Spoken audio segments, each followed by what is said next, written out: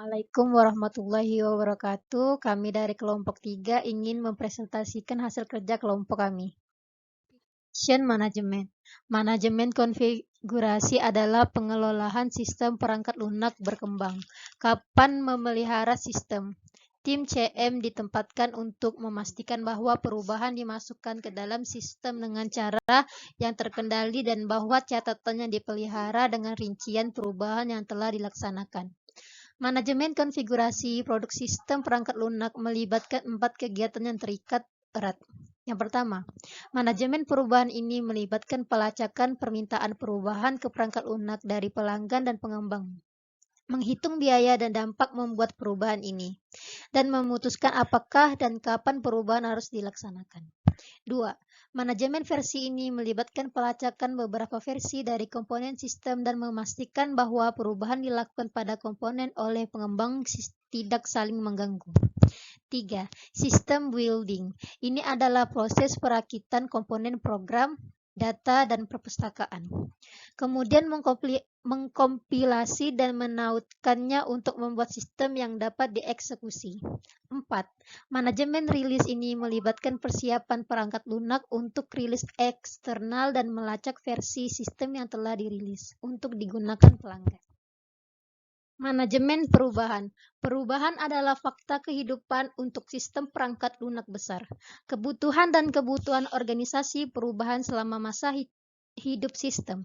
Bug harus diperbaiki dan sistem harus untuk beradaptasi dengan perubahan di lingkungan mereka. Untuk memastikan bahwa perubahan diterapkan pada sistem dengan cara yang terkontrol.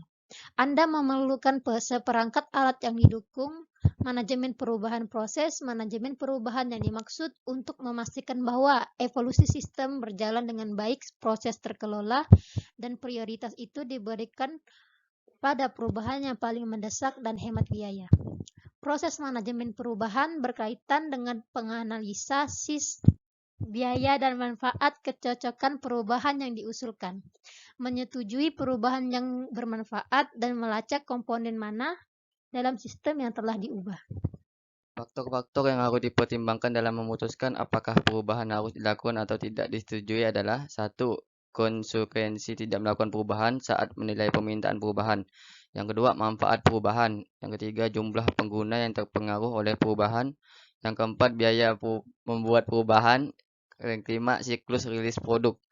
Perubahan manajemen melibatkan menilai usulan perubahan dari pelanggan sistem dan pemangku kepentingan lain dan memutuskan apakah hemat biaya untuk menerapkannya dalam versi baru sebuah sistem.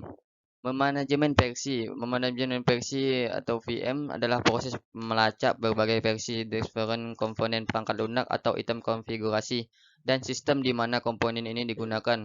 Ini juga melibatkan memastikan bahwa perubahan yang dibuat oleh pengembang yang berbeda untuk versi ini tidak saling mengganggu. Memanajemen versi melibatkan pelacak versi yang berbeda dari komponen software yang dibuat sebagai perubahan yang dibuat untuk mereka. Untuk mendukung memanajemen versi, Anda harus selalu menggunakan memanajemen versi alat, kadang-kadang disebut sistem kontrol versi atau sistem kontrol kode sumber. Alat-alat ini mengidentifikasi, menyimpan, dan mengontrol akses ke berbagai versi komponen. Sistem manajemen versi biasanya menyediakan berbagai fitur. Yang ke-1, identifikasi versi dan rilis. Yang kedua, manajemen penyimpanan. Ketiga, rekaman wilayah perubahan. Keempat, pengembang independen pengembang. 5, dukungan proyek.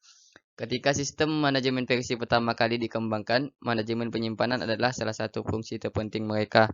Fitur manajemen penyimpanan dalam versi sistem kontrol Xeon mengurangi ruang disk yang diperlukan untuk memelihara semua versi sistem. Pembangunan sistem. Pembangunan sistem adalah proses menciptakan sistem yang lengkap dan dapat dieksekusi dengan mengkompilasikan dan menautkan komponen sistem, perpustakaan eksternal, file, konfiguran, dan lain-lain. Alat pembangunan sistem dan alat manajemen versi harus berkomunikasi sebagai build proses melibatkan memeriksa versi komponen dari repositori yang dikelola oleh sistem manajemen versi. Pembangunan sistem melibatkan perakitan sejumlah besar informasi tentang perangkat lunak dan lingkungan operasinya. Sistem pembangunan harus menganalisis program yang sedang dibangun, mengidentifikasi komponen dependen dan secara otomatis buat skripsi build. Terkadang disebut file konfigurasi. Script build merupakan definisi dari sistem yang akan dibangun. Ini termaksud informasi tentang komponen dan dependensinya dan versi alat yang digunakan untuk mengkompilasi dan menghubungkan sistem. Metode Tangkas merekomendasikan bahwa pembangunan sistem yang sangat sering harus dilakukan dengan pengujian otomatis atau nama lainnya kadang-kadang disebut dengan tes asap untuk menemukan masalah perangkat lunak. Sesuai dengan gagasan metode Tangkas membuat banyak hal kecil perubahan. Integrasi berkelanjutan sering melibatkan pembangunan kembali jalur utama setelah perubahan kode sumber kecil telah dibuat. Langkah-langkah dalam integrasi berkelanjutan adalah 1. Periksa sistem harus utama dari sistem manajemen versi ke dalam ruangan kerja pribadi pengembangan. 2. Bangun sistem dan jalankan pengujian otomatis untuk memastikan bahwa sistem yang dibangun lolos semua tes. 3. Lakukan perubahan pada komponen sistem. 4. Bangun sistem di ruangan kerja pribadi dan jalankan kembali pengujian sistem. 5. Setelah sistem lulus pengujiannya, periksa ke sistem build, tetapi jangan di-commit sebagai dasar sistem baru. 6. Bangunan sistem di server build dan jalankan pengujiannya. 7.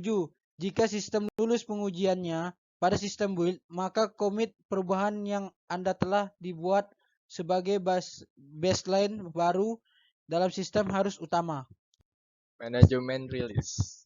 Rilis sistem adalah versi sistem perangkat lunak yang didistribusikan ke pelanggan.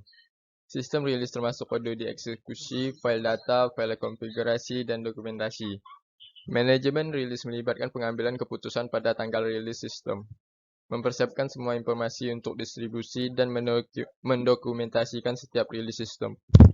Untuk perangkat lunak massal, biasanya dimungkinkan untuk mengidentifikasi dua jenis rilis, yaitu rilis utama yang memberikan fungsionalitas baru yang signifikan, dan minor rilis yang memperbaiki bug dan memperbaiki masalah pelanggan yang telah dilaporkan.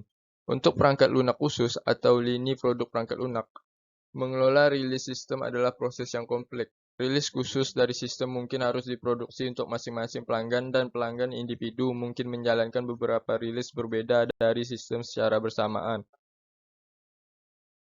Rilis sistem bukan hanya kode yang dapat dieksekusi dari sistem.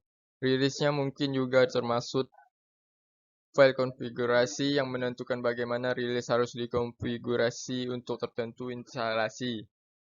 File data, seperti file pesan kesalahan yang diperlukan untuk keberhasilan sistem successful operasi. Program instalasi yang digunakan untuk membantu menginstal sistem pada perangkat keras target. Dokumentasi elektronik dan kertas yang menjalankan sistem. Kemasan dan publisitas terkait yang telah dirancang untuk rilis tersebut. Pembuatan rilis adalah proses membuat kumpulan file dan dokumen yang mencakup semua komponen rilis sistem. Kode yang dapat dieksekusi dari program dan semua file data terkait harus diidentifikasi dalam manajemen versi. Sekian dari kelompok 3. Terima kasih.